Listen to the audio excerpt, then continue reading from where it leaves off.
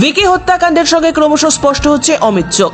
অমিতাভ ঘোষ ওরফে অমিত ওরফে দাদামণি রাজু বর্মনের উপদেষ্টা, এটাই পুলিশের কাছে জলের মতো পরিষ্কার। অমিত ঘোষের করে দেওয়া স্ক্রিপ্ট অনুযায়ী রাজু বিমানরা খুন করেছে ভিকিকে, এই তথ্য জলজল করছে পুলিশের কাছে। অনুসন্ধানকারী পুলিশের কাছে উঠে আসা তথ্য বলছে, গত 29শে এপ্রিল রাতে বামুটিয়ার কালীবাজারে অবস্থান করেছিল অমিত ঘোষ, অর্থাৎ ভিকি হত্যাকাণ্ডের আগের দিন। এখানে বসেই ভিকির খুনের ফাইনাল স্ক্রিপ্ট করেছিল রাজ্যের অপরাধ জগতের মিসিং লিংক অমিত।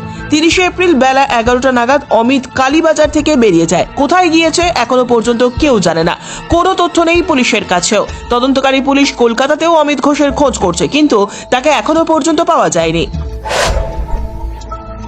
সম্প্রতি রাজু বর্মনের ভাই রাকেশ বর্মনকে বাংলার রায়গঞ্জ থেকে গ্রেপ্তার করেছে পুলিশ। তাকে প্রাথমিকভাবে জিজ্ঞাসাবাদ করেও রাজু, অমিত ও বিমান দাসদের কোনো হদিশ পায়নি পুলিশ। অমিত ঘোষ জেল থেকে ছাড়া পেয়েই রাজু বর্মনের আতিথেয়তায় অবস্থান করছিল উষা বাজারে। ভারত রত্ন সংঘে নিয়মিত আসা যাওয়া করত।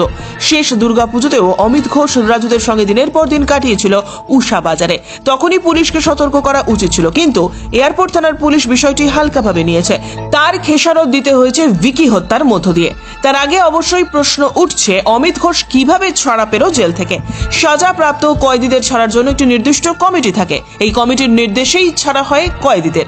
কমিটির সদস্যরা কার নির্দেশে অমিত ঘোষের মতো একজন দাগী অপরাধীকে কারা অন্দর থেকে মুক্তি দেওয়ার ব্যবস্থা করেছে?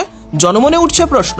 এতদিন কারা অন্দরে থেকেও নিজেকে যে শোধরাতে পারেনি তার প্রমাণ আবারও দিয়েছে অপরাধ জগতের মিসিং লিংক অমিত ঘোষ। শেষ পর্যন্ত কলিবাজারে অবস্থান করেই ভিকি খুনের চূড়ান্ত স্ক্রিপ্ট রচনা করে Amit.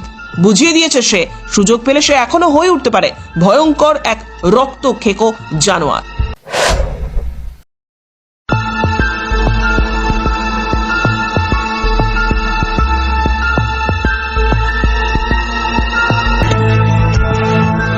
Bureau report JM24 news.